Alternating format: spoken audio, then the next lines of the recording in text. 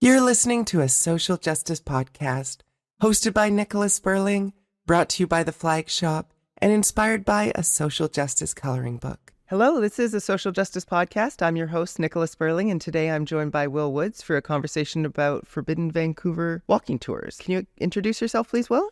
Sure, Nicola. Yeah, so my name is Will, and I am the founder and general manager of Forbidden Vancouver Walking Tours. I founded the company back in 2012. Our goal is to share Vancouver history, the good and the bad, with locals and with tourists to explore the most interesting spaces and share the most interesting stories about our city. Wonderful. Thank you so much for joining today. I was on one of your tours just a couple weeks ago and had an amazing time. We were just talking about it before the podcast started, and I can't wait to explore how this came to be and what you're trying to accomplish. And my first question for you is just what is Forbidden Vancouver Walking Tours and how did it come to exist? I kind of trace it back to a couple of experiences I had when I was younger that I think really planted a seed in me and inspired me to start the company kind of years later. And one of those was the Edinburgh Ghost Tours in Edinburgh, Scotland. Oh. Where I went with my girlfriend of the time, now wife, Alicia, back in, I think like 2004, maybe, around there. I was just really impressed with the quality of delivery, the quality of the guides, how they wove theatre into their performances. I mean, Edinburgh's got so much history. It goes back like hundreds of years, and it's got these old crypts and underground spaces and stuff. And I remember being in this sort of underground cavern that was like hundreds of years old, and there were all these candles in there, and they're telling a ghost story. And you could really feel a chill go down your spine in that kind of space and ambience that they'd created. And I was really impressed. I remember being they took us to this one place that was like this big steel-looking gate that was, I don't know, 20 feet high between these. In my memory, it was like 20 years ago, but it was this huge gate by these two old buildings. And they said, "Oh, this gate's here because when the plague came to Edinburgh, they locked all the plague victims behind this gate, and they'd throw like bits of meat over the gates to feed them." But they basically all just, died in there, and you could hear their screams throughout the city. Thinking, wow, like you're standing right next to this gate that's still here, but hundreds of years later, it has this sort of macabre history. And so I think that really struck me at the time. I thought, wow, you can really create something just with guides or actors, storytelling on the street. You can really create something doing that. Mm. And then, a few years later, we moved here. We moved here in 2006, and we went on a trip down to Seattle. Took the underground Seattle tour that I'm sure many listeners have experienced as well. And again, I was impressed. I think both with we had a great guide that day. It's a fascinating history they tell you about this underground world that exists in Seattle. He was a very charismatic, funny man that led us on this tour. And I was also impressed by just the scale of business that they'd built and the number of people they have going through that experience. Now it's become like a kind of must-do experience for people visiting Seattle. Mm-hmm. And I remember thinking, well, Vancouver really needs something like that as well. We're a very similar Pacific Northwest city, a similar size, similar history. And there wasn't anything like that in the city at the time. So I thought, well, there's an opportunity there. I was working in a sort of corporate job for a company called Deloitte, who I joined in 2002 in London and worked there for 4 years, then transferred to the Vancouver office in 2006 and worked here for a few years. But I'd always thought to myself, I don't really want to pursue a career here long term. It was nice to move here with the company, and they were great, and I have a lot of friends who still work there, but it wasn't really my thing. Mm-hmm. And I'd always had this desire to start my own business. I was really drawn to, because of these sort of formative experiences I had, I was drawn immediately to starting something in storytelling, street performance, sharing history, exploring urban spaces. So it all kind of wove together into this idea of Forbidden Vancouver that I started in 2012. And it was just me on my own in a funny hat. I'm still wearing a funny hat today, in a funny hat, on the streets of Gastown talking about Vancouver history. And the first tour that I built was around Prohibition history. We still run a walking tour on Prohibition history today. I think it's a really little known and interesting chapter in Canadian history, is the history of Prohibition that became part of, US kind of folklore, national mythology around the Prohibition era and Al Capone and speakeasies in Chicago and New York City, and all those, all that sort of almost iconography of that era of the Tommy guns and all the sharp suits that the gangsters wore, and it just has not been part of Canadian, national identity in the same way. But we had Prohibition here in exactly the same way, and we had massive corruption in government. We had bootlegging and huge sort of underground crime figures making fortunes from selling illegal booze. There was a lot of smuggling of liquor down to the States once Prohibition ended here, and it carried on down there. This huge enterprise of rum running, which made some people a huge fortune. And I thought that's a really interesting history that I was interested to learn about. And I thought, well, I'd like to share that. And so that was the first tour. And since then, we've done many, many different tours and experiences over the 11 or 12 years or so since then. Right. And you have quite a large team, it seems now. So how difficult is it to find people who can bring that combination of understanding history and also being able to present it in a way that's really interesting? Yeah, I think it is.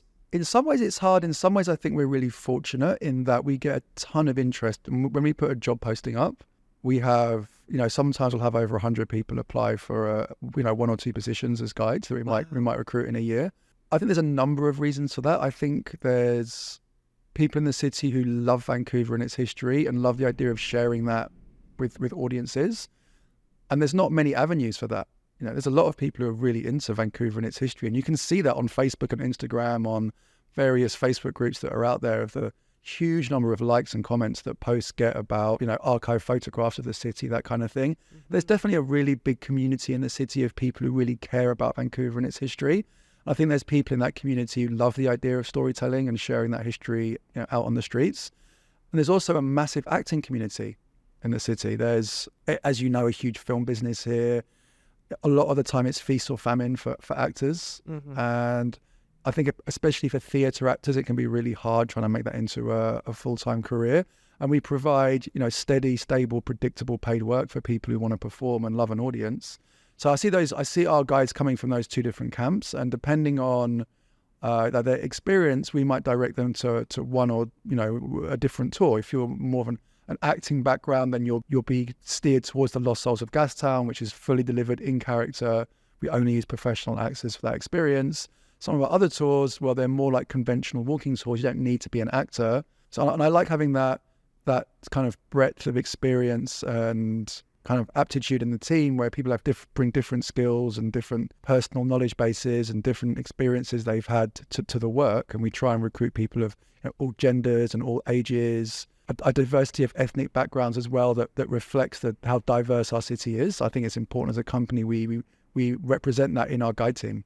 And why is it so important that we understand our history? Or what are you hoping to accomplish with your organization and teaching people about that? Yeah, it's a good question. I mean, I guess you could, there's plenty of historians out there who I'm sure get asked that question, why is history important? And there's kind of these cliches like, oh, if you don't understand your history, you're doomed to repeat it, and that kind of thing. Mm-hmm. So I don't think I have that as a kind of mantra that I keep in mind around why, the purpose of showing Vancouver history. I just find it really interesting. I'm like, well, I live here and I'm so interested to know what's happened in this place. I think if I lived anywhere, I'd have similar. I was interested living in London in my younger years, about London history. The lens I always have on building experiences is, well, do I find this interesting? If I find this story interesting, chances are, I think if we build a tour and include it, the audience will find it interesting too. So for me, I think it's more just about trying to understand the place we are, the stories that have sort of come before us as the current residents of the city, why it is the way it is. I think you can look at any neighborhood in the city, any community in the city, and they've got a story that's probably interesting. Mm-hmm. And I'm trying to get a sense of what this shift was like for you when you went from the corporate world to doing this type of work. What is it that you were doing previously? Yeah, it was difficult for me actually to begin with, really, really hard. I was working for Deloitte in their risk advisory practice. I was a senior manager by the time I left. So I kind of worked my way up from consultant to senior manager, sort of non-financial audit work, assessing how companies are using technology to meet their various requirements on them from their own clients or from regulators. it wasn't really my thing. I kind of I was like left university at 21, and I was like, oh, I need to get a job. Well, this seems to be a good job. It's in it's in London. It's a place with a company where you can progress and have a career there. And I was kind of set on that sort of corporate career for myself, but it wasn't the right fit for me.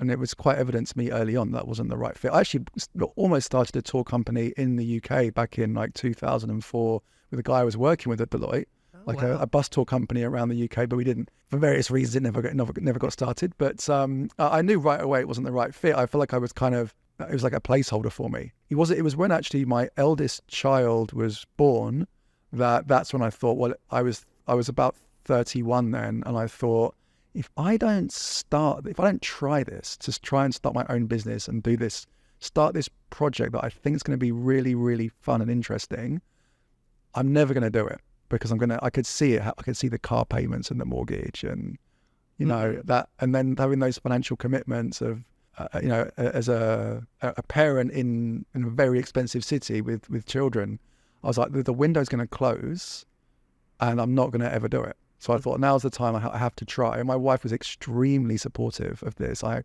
can't give her enough thanks for everything that she did to me to help me, pursue this dream. And she was a real rock through the whole process and an incredible advisor to me in soundboard for all these, ideas and questions and problems that come up when you start your own company. But going back to your question, I think the thing that I found hardest was, I'd been in this corporate world, and I was very preoccupied with I don't know if assumptions is the right word, or fears of judgment from my former colleagues, and what they would think of me starting this company. And I remember when I resigned, I was like the head of the department. He was a really nice guy. And I said to him, I'm leaving. And he was used to people saying that and saying they're joining a competitor, or they're going to a client, or, some other corporate similar thing in a different place. And I said, I'm going to start a walking tour company. And I could see like his jaw almost hit the floor. And I think he said something like, oh, that sounds like really small fry. Or that sounds like something really like a not worth doing kind of sentiment. Mm-hmm. That was kind of his instinct, I think, when he heard about it. And maybe I didn't do a good enough job of articulating my sort of vision for it. It wasn't just like, he was a really nice guy, but all the people I worked with, I felt like almost like embarrassment that like I'm leaving this good job in sort of quotation marks to start this sort of frivolous, silly thing that isn't going to go anywhere. Mm-hmm. And I carried that with me for a long time. For a couple of years in starting the company, I felt like insecurity around it. And then now I look back, I think, why do I care what a bunch of people who work at this company think about what I do? I'm proud of what we've accomplished, and we've come a long way. And I speak to people from time to time who have ideas for starting their own business, and I always try and be encouraging and share that my own story of going through what it's like to start something very different. I didn't have really any background in particular, apart from just my own study around Vancouver history. I had enrolled in acting school for a year in the evenings in Gastown to try and improve as a public speaker and as an actor, which was extremely helpful for me.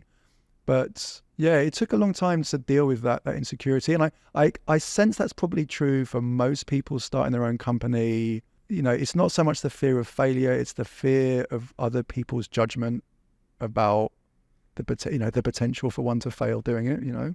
Interesting. Yeah, I sort of have a different experience myself, because I started a company when I was 21, and that was sort of viewed as an incredible feat, right? A little bit of a different... What was the company? A construction company. Oh, right. So I still run it. It's NES Design and Construction. I do residential renovation work. Oh. And that's something that I've been doing on and off over the last more than a decade, I guess, at this point. But it was more when I started this role at the Flag Shop as a social justice ambassador that I got the judgment, right? Because I was leaving construction. I was leaving this industry where you can make a lot of money if you're committed to it. And I just went, it's too hard on my body. And I also was doing so much advocacy work that when someone said, I'll pay you to do advocacy work, I went, oh, well, okay, now I can really ramp things up and do even more. So no regrets, but it's sort of, I'm seeing parallels and differences in terms of, I understand what it's like to be judged for moving into a different role. But it wasn't for starting a company. It was actually the opposite. It was going, into employment for someone else. But maybe the common thread there, just reflecting on what you're saying, it's not so much about the changing of the role, it's about giving up income. Yeah, you know, I think that is, because we live in a very expensive city. We live in a capitalist system, right, where one's income is seen as this sort of, it's like status symbol. And I worked away at Deloitte for years and went up, moved up the ranks to senior manager, and the next step was to try and make it to partner, which I knew I didn't want to do.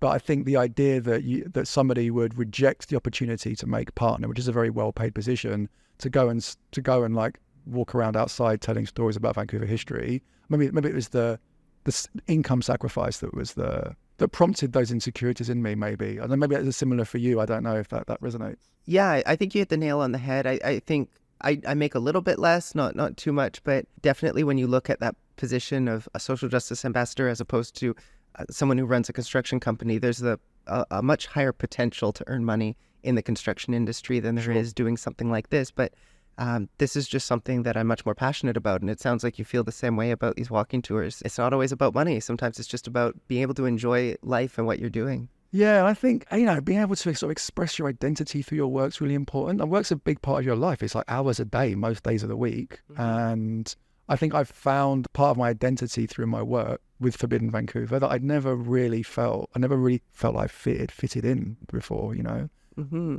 And I imagine there must have been a huge learning curve when you switched industries and started doing this. And obviously you had an interest in history, so you probably knew a lot already. But what was that learning curve like?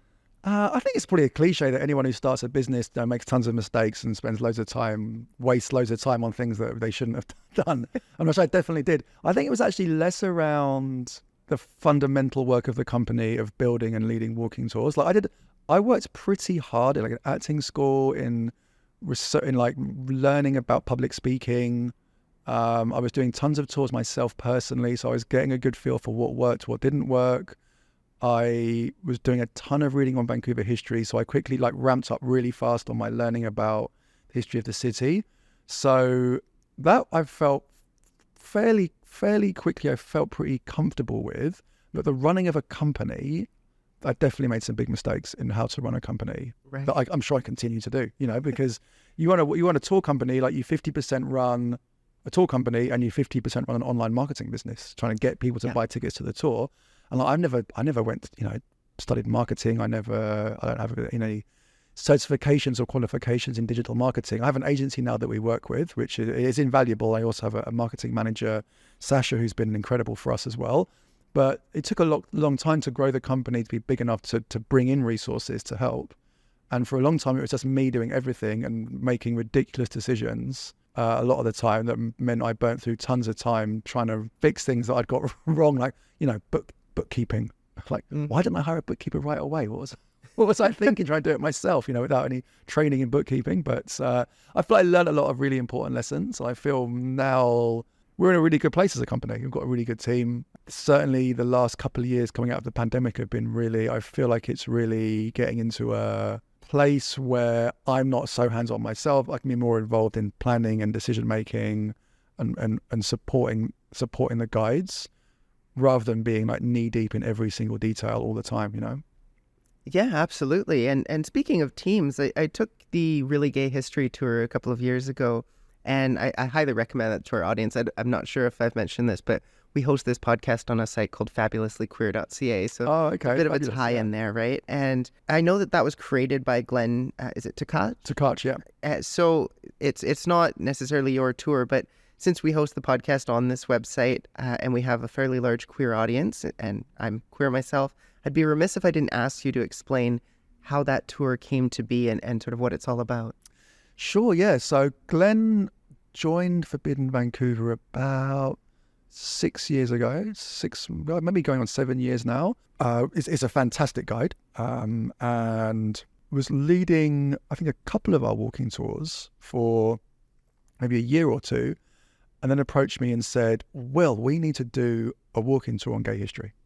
And I'd had this thought for a while about doing a walking tour on gay history. And I'd actually talked to a previous guide who identified as gay, who'd had a similar suggestion, but wasn't really in the right place in their life to be able to actually go out and build a tour. Maybe didn't even really want to do that. It's a big undertaking, right? So, but the idea of it, we were both really keen on. So from quite early on in the company's history, that this idea had been percolating about a walking tour on gay history. And so Glenn approached me and said, well, maybe we should do this walking tour. And I was into it right away. And it was evident to me that I'm a straight cis man. For me to build a walking tour on gay history, I'm not the right person to do that. I'm into supporting the process. I'm into our company having that experience in its like portfolio of tours and experiences. But I can't be out there leading the tour myself. You know, it needs to be someone who's from that community. And Glenn identifies as gay and had a ton of enthusiasm to get stuck into doing the research. Glenn loves writing. He's a very skilled writer. So we thought, yeah, let's do it. Let's get into it. So I was kind of a coaching role for him. He'd never built a walking tour before. Obviously, he'd led walking tours. So I was kind of a coaching role. We had this kind of brainstorming session at my house on a whiteboard with the two of us.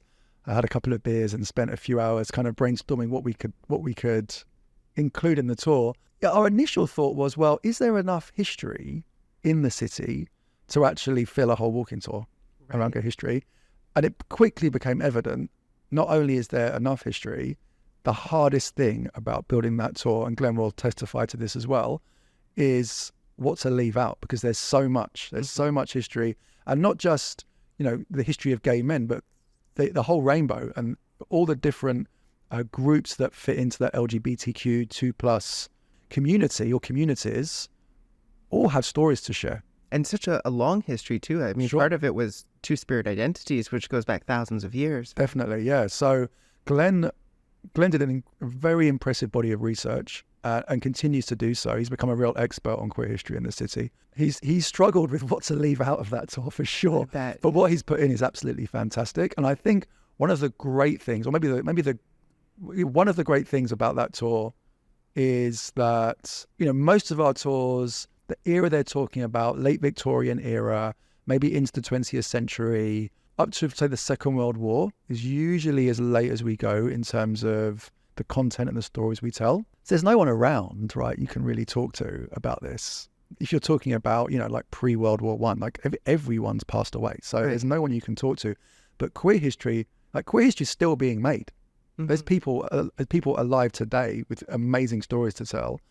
And so, Glenn was able to go out and meet people and interview people himself and capture quotes and comments and perspectives that he's able to share on the tour. Like, Jamie Lee Hamilton, who sadly passed away a couple of years ago, he interviewed Jamie and was able to use that content to bring so much personality and first-hand first-person perspective to her story, which wouldn't be the same just from reading newspaper articles or that kind of thing. So that's that kind of personal, the personal connection he's been able to have with people of great importance in the queer community has been really special. Maybe the greatest thing about the tour is how personally connected Glenn is himself personally to that subject matter, and how so many of the audience members who come are personally connected as well, and who are able to share their own stories on the tour about a myriad of different topics, from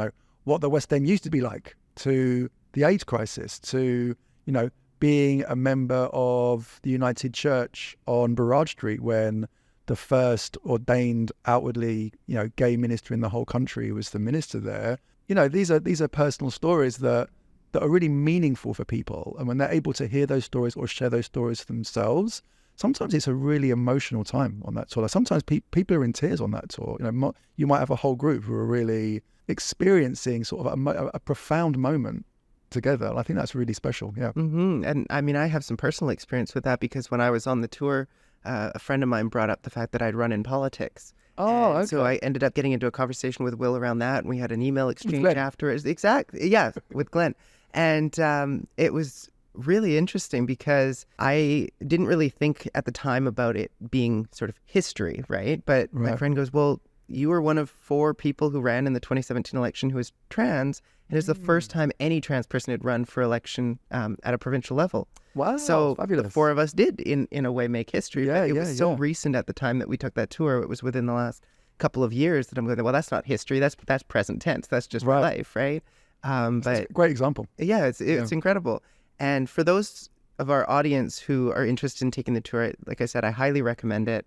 One of the most interesting aspects of it for me was the kiss-in. Yeah, Right. great story. Yeah. Great story. And I mean, I'm not going to spoil the tour for everyone. You know, Glenn go check hates it me. out. Glenn hates me sharing bits of the tour. Yeah. Out in the world because he wants people to experience it and not to have spoilers out there. So I won't share too much about that. But it was at the Castle Beer Parlour on Granville Street, and it's no longer there. I think it's where Best Buy is today. But people are going to have to come on the tour and find out what happened. That's where it was, but it was. Yeah, we'll give you a little teaser there you there. go. Check out the tour. When it comes to crafting all of this information for the tours, how do you make sure that the information you're presenting is accurate and unbiased? Oh, I think unbiased. That's a really loaded Because everything's going to be biased. I mean, like it's not unbiased. It's got a lot of my personal bias in it. It would be naive of me to think that I'm just telling completely objective, factually accurate, tours without any personal bias whatsoever. Obviously, if I'm doing the research and I'm writing it, then my own personal bias creeps into those tours, and the same with Glenn for the Really Gay History Tour. And we are a progressive leading organisation. I don't apologise for that or try and hide that. That's the nature of the company that we have and the line that we take in our work. But we are thoroughly researched. I try to avoid. I like to subscribe to the idea of show not tell. And if I'm an audience member, I don't want to go on a tour and be told how to think. Be told, have someone else's political points of view kind of thrust down my throat. I've not come to like a political meeting, where I'm going to hear from like some candidate about like how the world should be. So I make a deliberate effort not to do that, and I welcome people of all political persuasions and backgrounds to come on the tour and hear the stories of the stories of Vancouver's past. So, but I do think I like us as storytellers in the company to share the stories of Vancouver's past and to show people what it was like, and then people can make their own conclusions and draw their own conclusions about the rights and the wrongs of decisions that were made in the past, compared to today, for example. But I suppose it's in the selection of the stories and parts of each story that are included versus left out, and the perspectives that are included and left out where my own personal bias likely creeps in. Right. You're going to tell the stories that you're the most interested in. Sure. Yeah, exactly. Yeah. And can you explain what Project Sunrise is?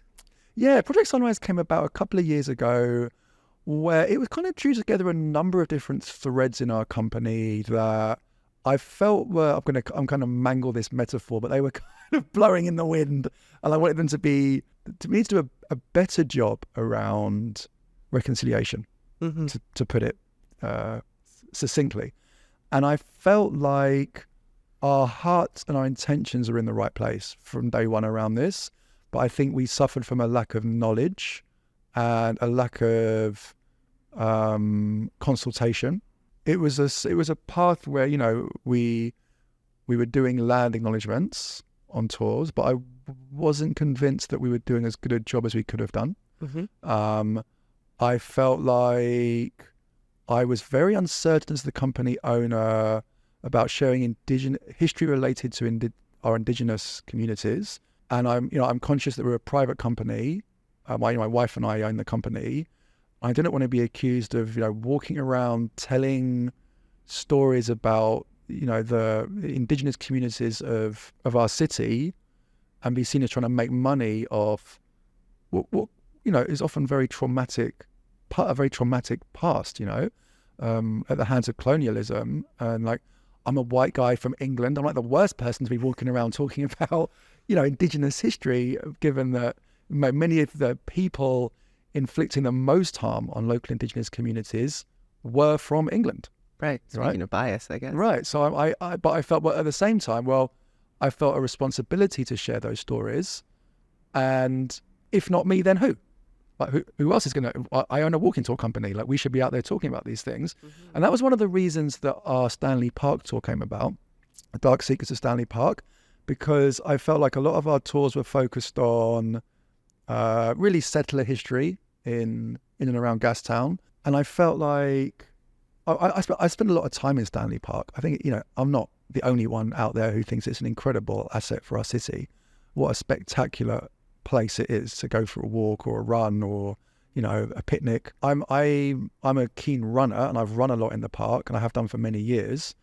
And it was, as I started the company, it was increasingly apparent to me how little acknowledgement there is in the park of the indigenous people that lived on that land for so long, for like millennia. Mm-hmm. And it feels like a deliberate effort by the city to hide that history. Right. So, or at least there's a sort of obliviousness to the responsibility to share it. And I think things have improved a little bit in that regard in recent years. I can talk about that in a moment. Running through the park early in the morning thinking, this is a really nice park. I'd be interested to know what the history of this land and the people who've lived here. So that got me thinking of the idea of doing a Stanley Park walking tour.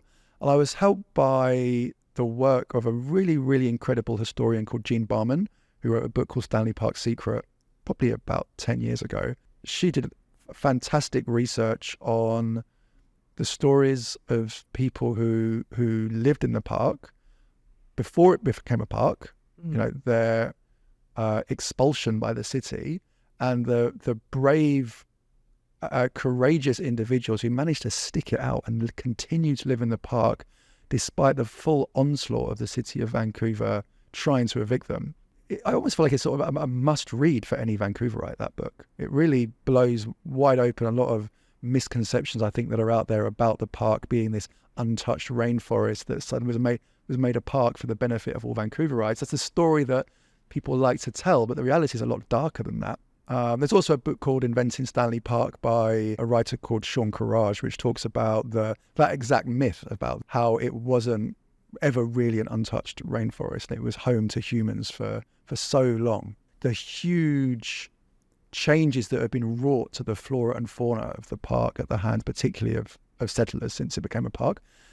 So I thought, this is interesting history that needs to be shared. And so we launched that tour about 7 years ago, and I struggled with the tour because I felt stuck between wanting to share these stories but feeling like I didn't want to be accused of cultural appropriation and appropriating stories of the indigenous people from, the Squamish, Musqueam, Tsleil-Waututh people that lived in Stanley Park, the village of Hoi Hoi and other villages around the park, that I didn't want to be accused of cultural appropriation of those stories, not just in the tour itself, but in the marketing around it too. That was one thread blowing in the wind. I also, the land acknowledgements, what history we share and how we share it, both in the tours themselves and in the marketing. And then just starting to look into, what is good practice as a citizen of Vancouver and as a company owner around reconciliation. And it became obvious, right away when I was looking into this, that, it's imperative to make a financial contribution and to step up and say, no, we're going to help financially to the extent that we can. We're a small family-owned company. We're not TELUS or, some massive multinational, but to the extent we can to make a financial contribution to non-profits and charities that are doing the hard work of supporting Indigenous people in our communities who've been so harmed by colonisation and particularly the residential school system. And so these all tie together into what became Project Sunrise to try and do a better job around this. And so we now have a donation program that a percentage of revenue from all our public walking tours goes to support a number of different charities. And I was actually at the Urban Native Youth Association, just a short walk from here, earlier today, who's our partner charity for the Lost Souls of Gastown tour. Oh, okay. Yeah, and so I think that was something that I think was an important step for us to do, and I'm pleased that we do that. Our land acknowledgements definitely are much better connected to the work that we do now, to the tours themselves. It's not, I don't know about you, when you go to, a live performance or a theatre and you hear this land acknowledgement and then it's like, okay, on with the experience that is completely disconnected from the land acknowledgement. It feels very like, like very little thought has gone into that. And so I want to make sure that every guide on every tour gives a meaningful land acknowledgement that connects to them personally, the land that they're on, the history that they're telling, and the audience that they're with. Right. And people are invited to really reflect during the land acknowledgement about like what they're doing and where they are. Right. So it's more about focusing on the action of reconciliation as opposed to just paying lip service. Yeah, I think probably paying lip service is exactly what I didn't want us to do. Mm-hmm. Yeah, so I feel good that I think we've made some big improvements there, the nation program. But I still felt that we were struggling with how do we tell the world that we're sharing stories and histories of our Indigenous communities without doing it in a way that's going to upset those communities or upset people that are concerned that Indigenous people are given their own voices and they get to share stories themselves. So it was evident I wasn't going to solve that myself, that question. I needed to consult. We spent quite a while looking for who can help support us. And we had some really good help from Destination Vancouver and from the Indigenous Tourism of BC organisation. It does a fantastic job supporting Indigenous-owned tourism businesses, and they had some good resources for us to help us.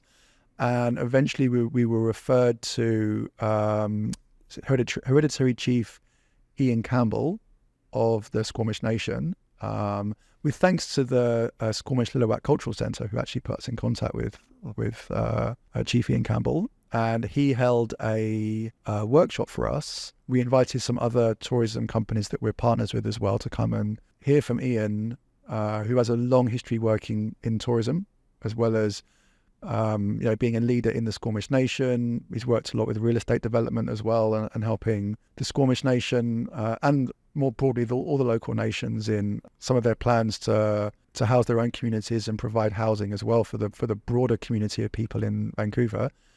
And he spoke, and it was absolutely one of the highlights of my work in leading Forbidden Vancouver, to hear him speak about his people, the history going back millennia on this land, some of the legends, the perspective he had on how the Squamish Nation went through and continues to go through colonialism, and also the incredible plans and vision that the Squamish Nation has and the other local nations for the future for their communities was very, very impressive. And to be able to share some of those perspectives on tours and to say, well, Chief Ian Campbell gave me permission to share this story with you, that really helped close a gap that I think was becoming for me the most difficult thing about running the company, actually. So I felt the responsibility to act, but I felt a bit paralyzed around it. And he really helped show me a way, like lit a path for me. It's like, this is a path you can go on. And we still share emails, we're still in contact. He's a really, really nice guy. And I'm very, very thankful for the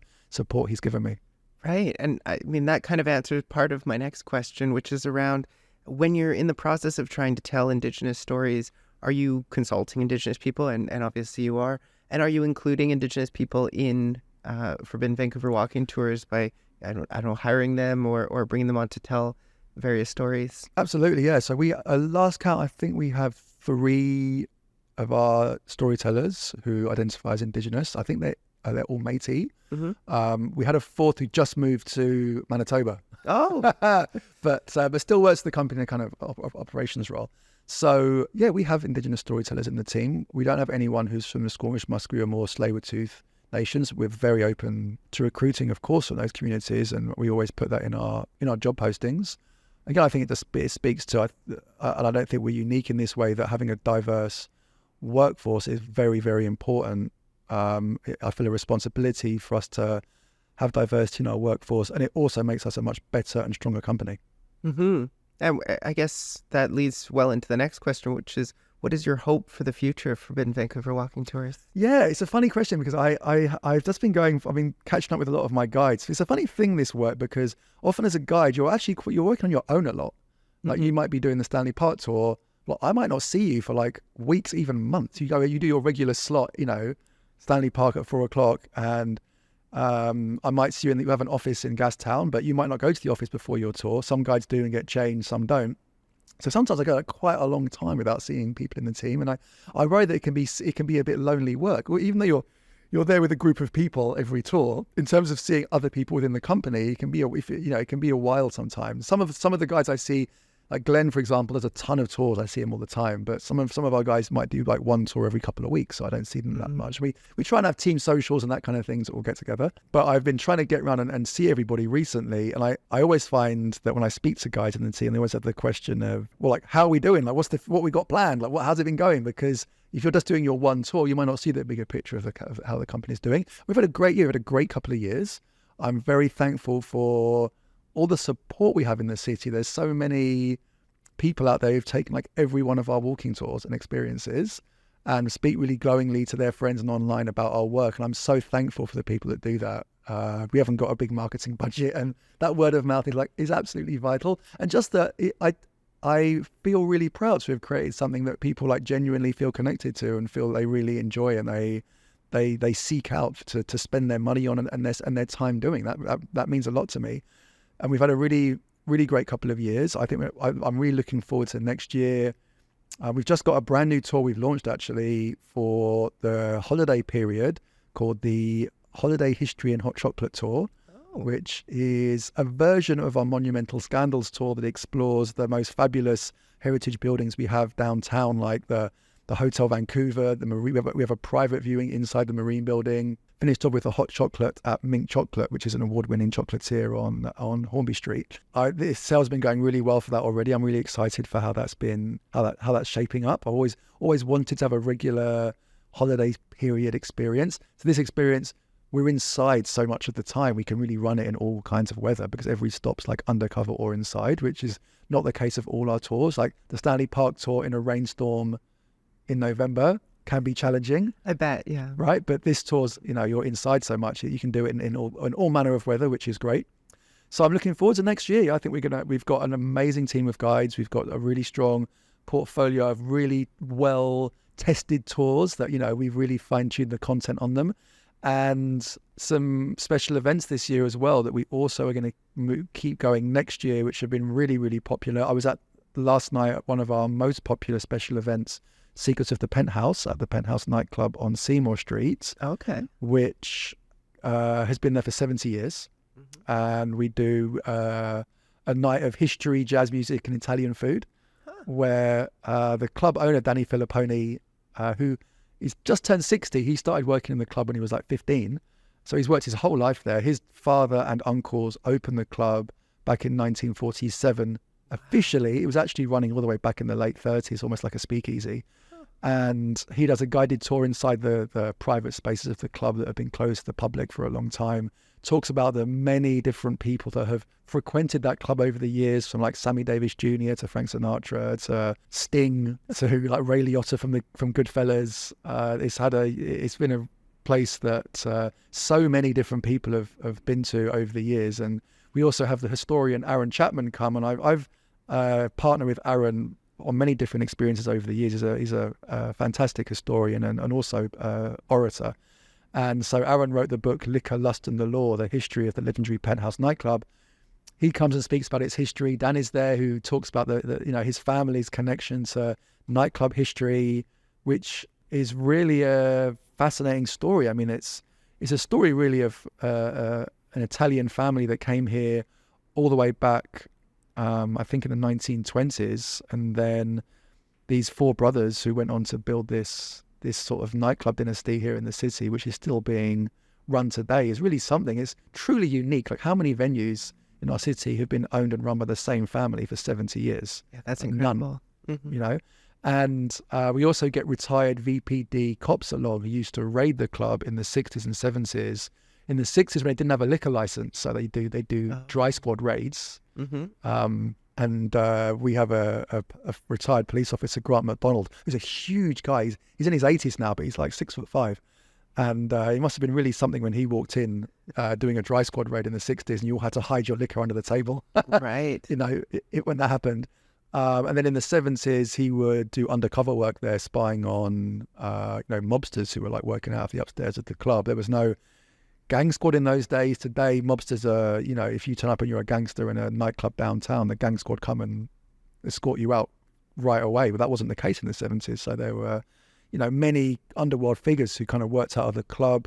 Danny's uncle Joe, who was the patriarch of the whole family, was sadly murdered there in 1983. There was a vice squad raid there in the late 70s. The club closed for 3 years. As a result of that, the case went to the Supreme Court of Canada, where the family actually won on appeal.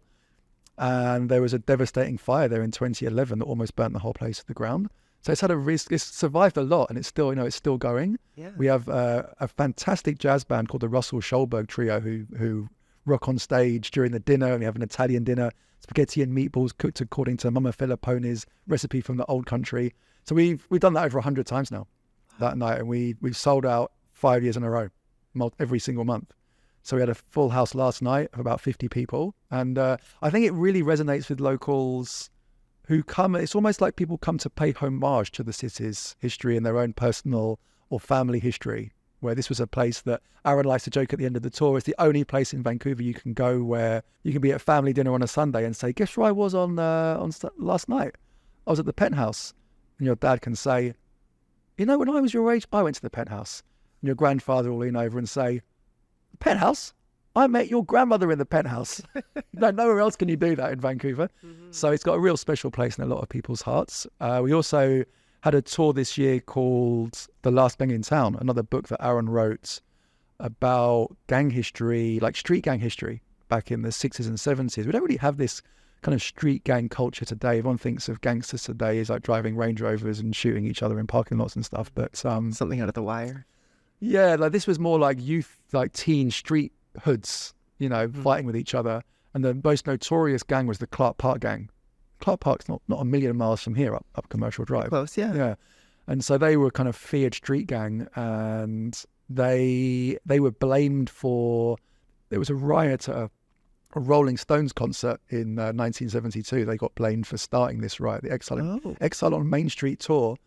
They got blamed for starting the riot that happened outside the stadium that day. It was really due to counterfeit tickets being sold and whatnot, but they got a lot of notoriety because of that. And then, you know, they were kind of a crime spree of around the neighborhood of, you know, break and entry, stolen cars, that kind of stuff. And it was probably very unpleasant to me to come across the Clark Park gang in Clark Park at night. I don't think that would not be a nice interaction.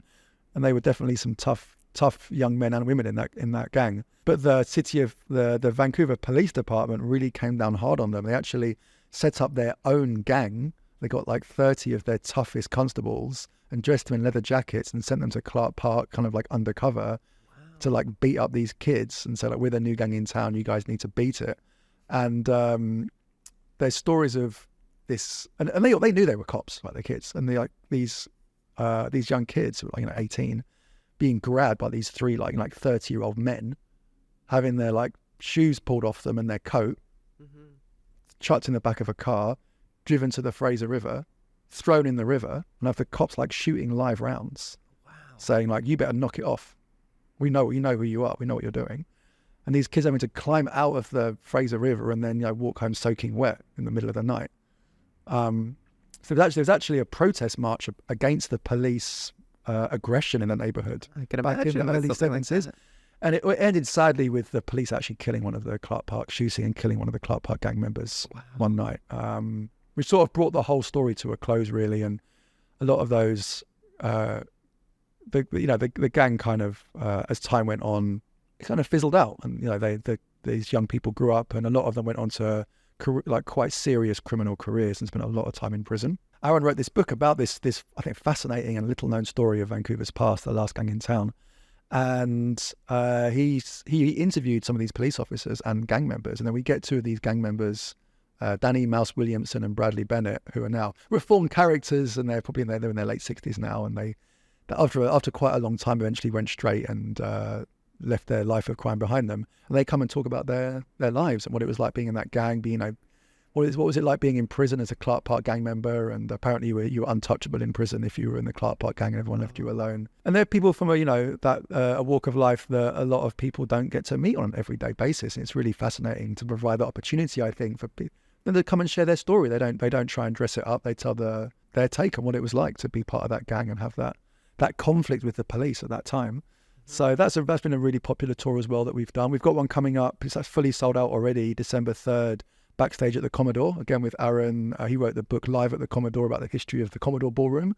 So we're doing a talk there and a guided tour inside the building and going backstage, which should be a lot of fun. We've done that a few times. So yeah, we've got a lot going on. Our most popular tour continues to be the Lost Souls of Gastown, which is the one that I was on. You were on, yeah. I mean, that's really captured a lot of imaginations, I think. And I think it's that we have the degree of theatre involved in that, and that it's not really a walking tour. It's more like a roving one-person play through those, back streets and alleyways of Victorian Gastown. We're really lucky that Gastown was saved in the 70s. It was really demolished, and it was saved, and the kind of priceless jewel that it is today, that it's been so well preserved, and to walk through there. And my intention with that experience is that as an audience member, you quickly forget that it's 2023. You're not there with an actor who's like acting in quotation marks, but you feel like, oh wow, it's like you're really there with someone at that time, talking to you about what it was like to live there and telling you their story.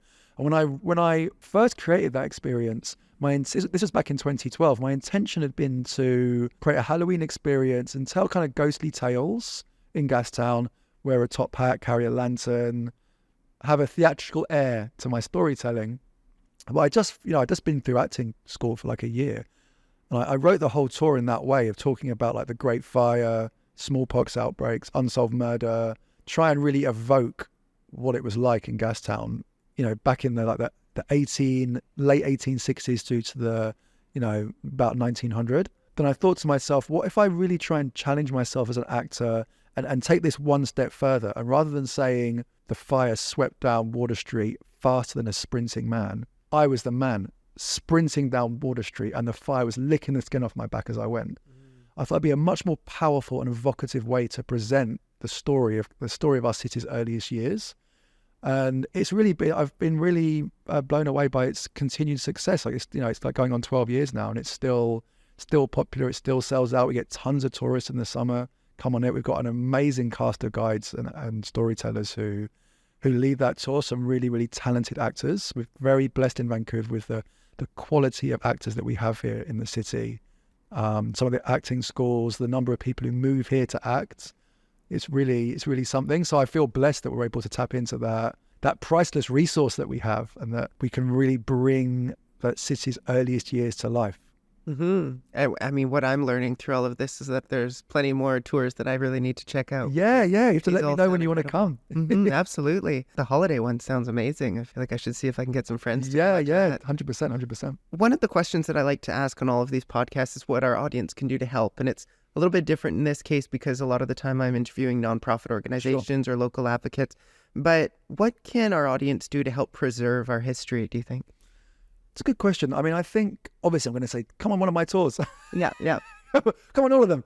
But, and you for sure, you'll learn about Vancouver history coming on our tours, no question about that. And so many people, well, I'm in this boat, right? I grew up in England. I didn't grow up here. So many people here didn't grow up in Vancouver and come here and never really take the time to learn about its history.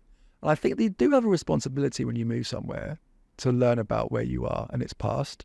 And so we're one very accessible way you can do that. If you don't want to buy history books and read them, you don't want to go to the archives, you don't want to go to, maybe more dry talks that are out there about Vancouver history, I promise that our experiences are not dry. You will have a fun time. We're there to entertain and share Vancouver history. So that's attest to that. Yeah, thank you. So we're an accessible way to do that. If you do want to go deeper, there are some amazing history books out there that are also a really, really fun read. And I think we're really blessed in the city right now with the crop of history writers that we have. Aaron Chapman, I've talked about, he's got 5 very fun and accessible and fundamentally interesting history books that he's published. Eve Lazarus is another history writer who's written some fantastic books on Vancouver history. She writes a lot, and she also podcasts about cold cases in Canada. I don't know if you know about the Babes in the Wood story in Stanley Park. It was a unsolved murder of 2 children from 1947. And it was thanks to Eve's tireless reporting on, she started her career as a journalist, which has obviously been very useful for her in transitioning to history writing, her blogging and her podcasting work as well. She has a tremendous output that she has. And she really took on the mantle of the Babes in the Wood story and trying to solve this case. And last year, after I guess that's over 70 years, the case was finally solved. Wow. and they found out who the identity of these two children were thanks to the latest DNA technology, and thanks to Eve for kind of keeping that flame alive and keeping that interest out there in the world about who were these two children. That it was solved. Their names were Derek and David Dalton. They were two young boys, and no one knows who killed them. Sadly, they were left in Stanley Park. I think they were aged like 10 and 8, around there, those ages. It's a tragic tale, but Eve's work around it is absolutely fascinating. I mean, her podcast is amazing, listening to the story of the babes in the woods and how it went through these different iterations of crime fighting technology, trying to find out who did it, until eventually, after 70 years, they had the technology to get the full DNA of those two children and then match online and find out who they were. She has a book called Blood, Sweat and Fear about a guy called Inspector Vance, who was like a sort of coroner of the city for years back in the mid-20th century. There's actually an exhibition coming up at the Police Museum about Inspector Vance. And his story of like all these, it's like a kind of different CSI, the TV show, kind of like a 1940s version of that. With like 1940s technology is kind of what he did. And all the cases he solved, people tried to kill him, people tried to blow up his car. And he's like, oh, whatever, I'll just walk to work today. And like kept going, like totally unfazed. Wow. And all the cases he solved with using like very rudimentary crime, like forensic technology. It's a really, really fascinating read.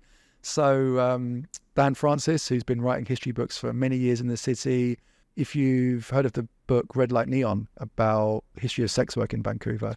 Oh, I do seem to recall that. Yeah, so I think it's the seminal work on that history.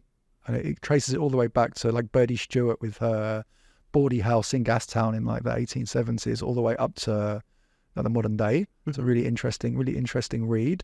And how various sort of the changes in social norms and policing have really persecuted particularly vulnerable people who work in the sex trade, and what the impacts of that have been, right, and how that's really morphed over the years. But it's always been a feature of Vancouver since like day one. And Birdie Stewart was one of the first residents of Vancouver, even before it was the city of Vancouver. So that's a really interesting. He's got some great books on Vancouver history as well. So yeah, there's a lot of really, really incredible history writers out there that I recommend looking up. Lanny Russworm, who's got the blog Past Tense Vancouver, does a lot of research for us as well. Amazing researcher, and has unearthed so many interesting stories, particularly of 20th century, that kind of interwar period of Vancouver, the Great Depression.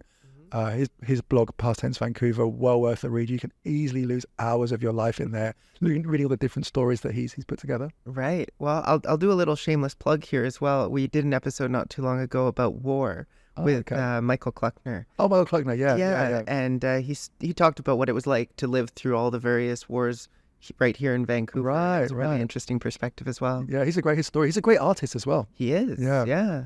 We're kind of getting close to the end of this podcast here, but I want to pass it over to you to talk about anything that we haven't already discussed that you feel like you'd like to bring up. I feel like you've really given me the opportunity to talk freely on my, my thoughts about the company and what we've achieved and where we're going. You can find us at forbiddenvancouver.ca, and you'll see the full summary of all our different tours and pricing and when they happen, etc. Or you can follow us at Forbidden Vancouver on Instagram or TikTok, or at Forbidden Vancouver Walking Tours on Facebook. Wonderful. Well, thank you so much for joining me today. Thank you, Nicola. Thanks for having me. And this has been a social justice podcast. I'm your host, NICOLA SPURLING. Today I've been joined by Will Woods from Forbidden Vancouver Walking Tours, and we'll catch you in the next one. You've been listening to a social justice podcast hosted by NICOLA SPURLING, brought to you by The Flag Shop, and inspired by a social justice coloring book.